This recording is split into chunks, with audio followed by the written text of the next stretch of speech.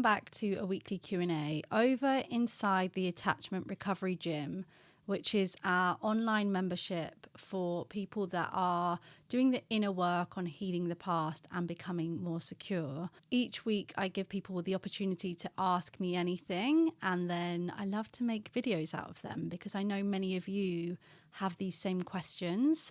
So this week's question, and I've been here: why can't I let go of the past? You know, holding on to the past can be so frustrating, especially when you can see yourself holding on. You can see the patterns, you can see the overthinking, the resentment, the frustration, and you can consciously see how it is impacting your life today and impacting your dating today or your relationships today. And that in itself can be really painful because you can see that these patterns or these habits can actually make you feel worse.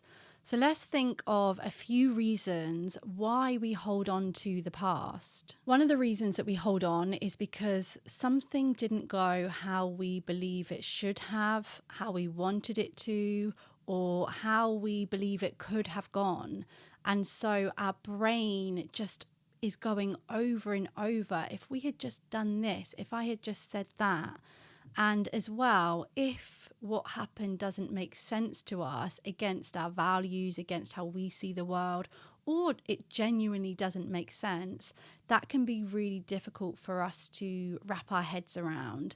And it can be difficult to come to the present because our mind has this job to try and solve this puzzle of what happened and why did it happen and why didn't I do that. When you pair this with overwhelm, sadness, frustration, that means we're dysregulated.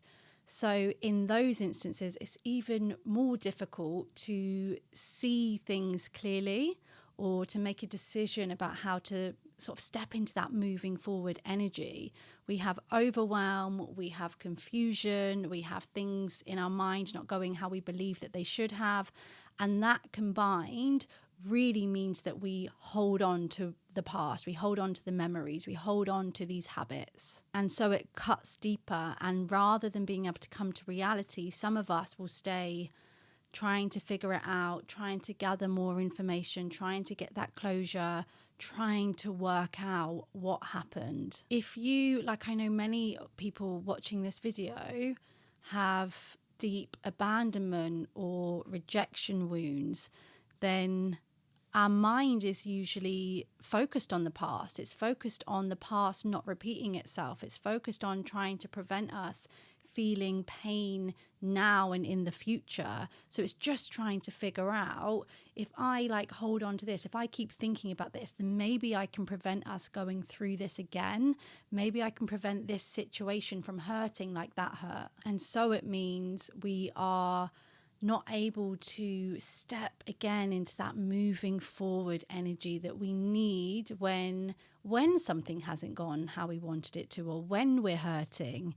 And, you know, the way that I tend to work with people, whether that's one-to-one or whether it's in the membership, is very much about looking at, why is something in me holding on to the past? So this is where it's like, well, what are the answers? And you can go inwards and communicate with this. You can go inwards and start to sense, personally, what is something in me holding on to and why? What is something in me afraid of happening again in the future?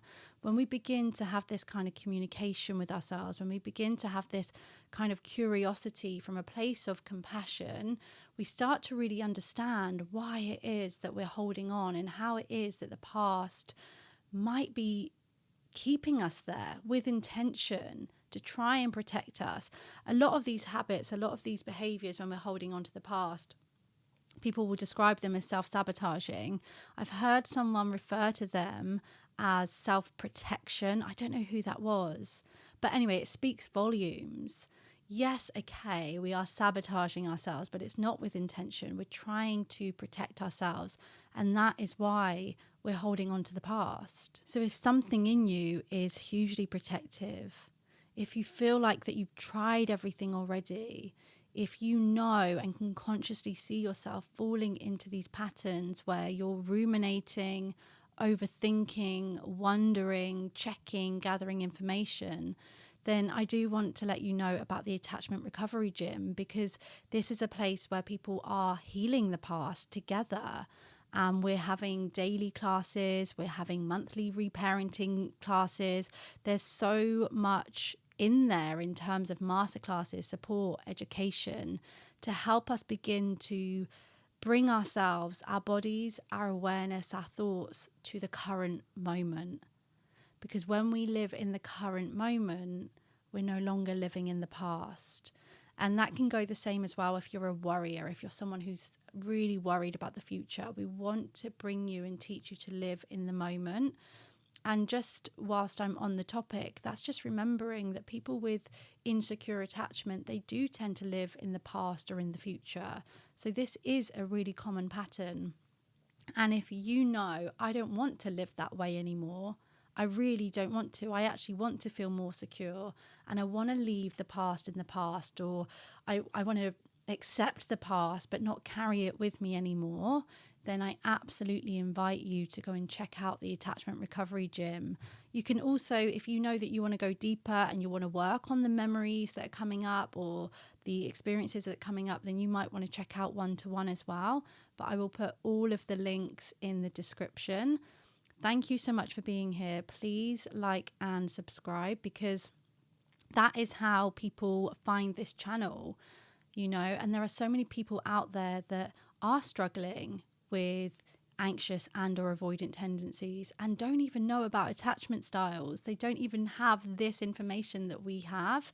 And so when we subscribe to channels on YouTube, that is how they get pushed out, and then we can reach the people just like you, just like me, that also need this information. Thank you so much for being here, and I will see you again soon.